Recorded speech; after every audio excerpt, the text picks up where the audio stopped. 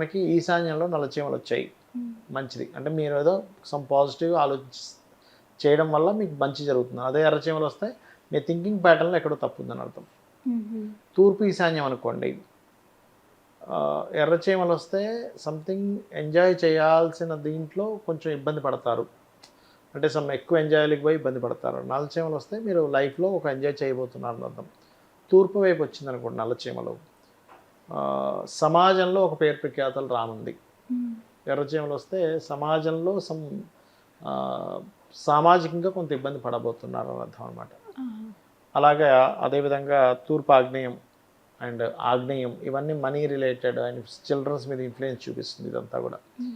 అట్లాగే మీకు west side కనుక నల్లచీమలు వస్తే ఆల్ బెనిఫిట్స్ పెరుగుతాయి. మనకి వాయువ్యంలో కనుక నల్లచీమలు వస్తే బ్యాంక్ బ్యాలెన్స్ పెరుగుతుంది, ఉత్తరంలో నల్లచీమలు వస్తే ఫైనాన్షియల్ గ్రోత్ పెరుగుతుంది, ఇలా చెప్తూ ఉంటారు.